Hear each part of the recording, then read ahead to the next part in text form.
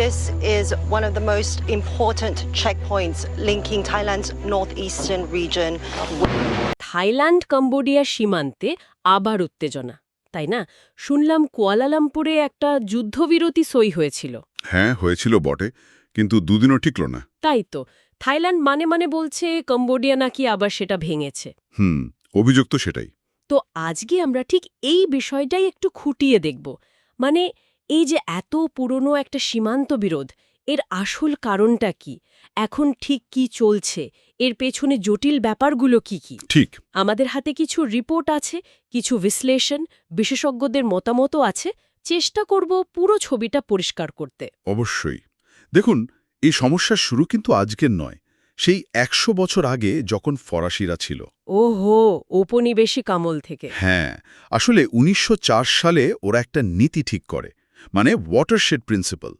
পাহাড়ের জল যেদিকে গড়ায় সেই চূড়া বরাবর সীমান্ত। আচ্ছা।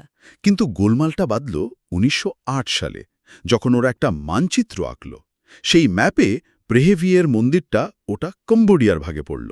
আর ওই প্রেহাবিহের মন্দির নিয়েই তো যত কাণ্ড, তাই না? ওটা তো শুধু একটা মন্দির নয়, মানে খমের সাম্রাজ্যের দারুণ একটা স্থাপত্য, ইউনেস্কো ওয়ার্ল্ড হেরিটেজ সাইটও তো। একদম ঐতিহাসিক গুরুত্ব অমচম। তো ১৯৬২ সালে আন্তর্জাতিক আদালত বলল মন্দির কম্বোডিয়ার। কিন্তু মন্দিরের চারপাশে যে জমিটা, মানে বিতর্কিত এলাকা, সেটার কিছু হলো না, অমীমাংসিতই থেকে গেল। আর সেটা নিয়েই তো আবার ২০১৩ সালে আদালত বলল ওই জমিও কম্বোডিয়া পাবে। হ্যাঁ, কিন্তু থাইল্যান্ড ঠিক পুরোপুরি মানতে রাজি নয় ব্যাপারটা। সেই নিয়ে টানাপোড়েন চলছে। আর এই টানাপোড়েন থেকেই তো বোধহয় এই ২০২৫ সালের জুলাইতে সাংঘাতিক লড়াইটা হলো। গত ১০ বছরে নাকি এমন হয়নি। খুবই মারাত্মক লড়াই। সরকারি হিসেবেই তো ৩৮ জনের বেশি মারা গেছেন, আর বাস্তুচ্যুত প্রায় ৩ লাখের ওপর মানুষ। সাংঘাতিক ব্যাপার। এরপরেই তো মালয়েশিয়াতে বৈঠক হলো, কুয়ালালামপুরে। হ্যাঁ, মালয়েশিয়া, আমেরিকা, চীন সবাই মিলে চেষ্টা করছিল একটা মধ্যস্থতার, যুদ্ধবিরতিও হলো। কিন্তু সেই যুদ্ধবিরতি টিকল না বলছেন, থাইল্যান্ড আবার অভিযোগ আনছেন।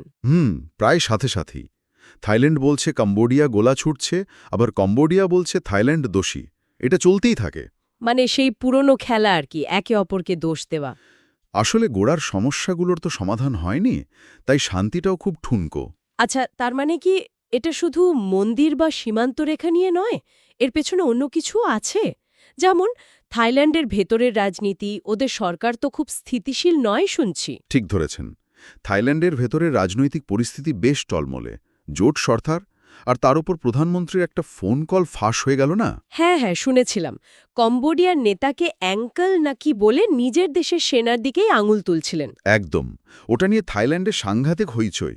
তো যখন ভেতরে এরকম চাপ থাকে, অনেক সময় সরকার কি করে, সীমান্তে একটা কঠোর ভাব দেখায়, জাতীয়তাবাদী হাওয়া তোলে। মানে ভেতরের সমস্যা থেকে নজর ঘোরানোর চেষ্টা। হতে পারে। আবার অন্যদিকে দেখুন, কম্বোডিয়াতেও কিন্তু ক্ষমতার পালা বদল হয়েছে।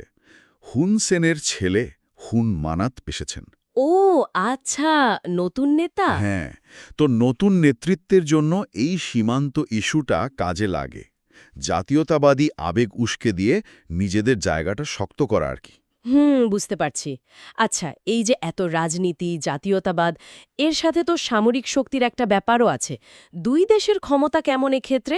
থাইল্যান্ডকে এগিয়ে, ওদের বাহিনী নাকি ৩ গুণ বড়? হ্যাঁ, সংখ্যায় তো বটেই, প্রযুক্তিতেও থাইল্যান্ড বেশ খানিকটা এগিয়ে। ওদের হাতে আমেরিকার F-16 যুদ্ধবিমান আছে, আকাশপথে ওরা অনেক শক্তিশালী। যেটা পাহাড়ি এলাকায় গুরুত্বপূর্ণ নিশ্চয়ই। অবশ্যই।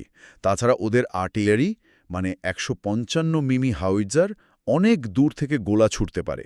আর ড্রোন টেকনোলজিও আছে, ইসরায়েলি ড্রোন ব্যবহার করে। কম্বোডিয়ার অবস্থা কেমন? কম্বোডিয়া মূলত চীনের ওপর নির্ভরশীল। ওদের কিছু চীনা রকেট লঞ্চার আছে, যেমন WM-80, WS-1B। এগুলো একসাথে অনেক রকেট ছুটতে পারে। আচ্ছা। কিছু পুরনো ট্যাঙ্ক আছে, ড্রোনও আছে। তবে হ্যাঁ, একটা কথা মনে রাখতে হবে। কি?